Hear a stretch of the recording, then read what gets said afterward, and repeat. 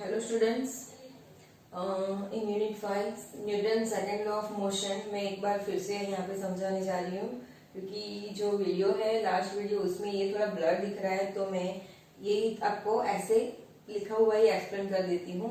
Same ही है।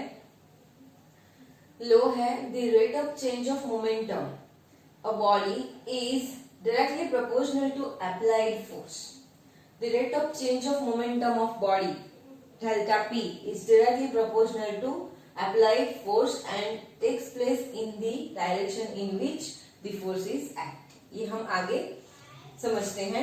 But the starting of this theory with law. Next step, the mass and velocity of the body is m and v at initial time t. This is the starting of theory. Okay. So the initial momentum is P is equal m into v, because in initial condition the body have mass m and velocity v at time t.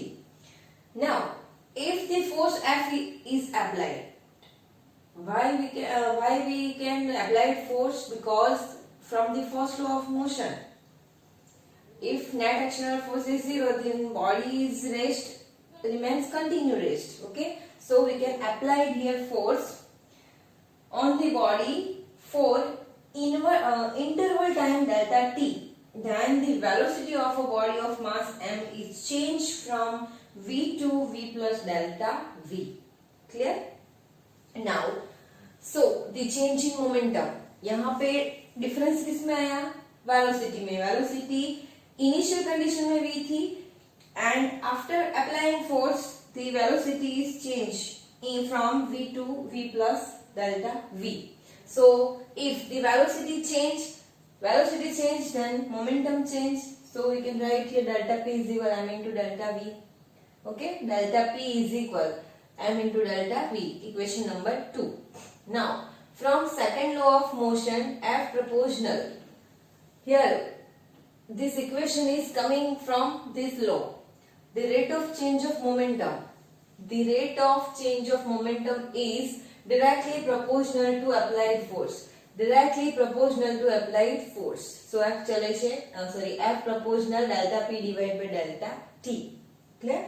So remove this sign proportional. We can use some constant, proportionality constant K. Then F is equal K delta P divided by delta T. So taking next step is, ये आपको directly accept करना है, taking limit delta t tends to 0. So the term delta p divide by delta t becomes derivative और differential coefficient with respect to time t, and it's denoted by dp divided by dt. Clear? So put this value in this equation in number 3, then we get F is equal K dp divided by dt. Clear? Now we have the equation of momentum P, m into v. Put this value in this equation number 4, then we can get K m into dv divided by dt. Now for constant mass of object or body, F is equal K m divided by dt. Velocity divided by time, it gives acceleration. Then put this value in this equation. F is equal k ma. F is equal k m into a. So here we can get equation number 6. So take k is equal 1. Then finally we get the equation F is equal ma, which is the equation for second law of motion. Clear?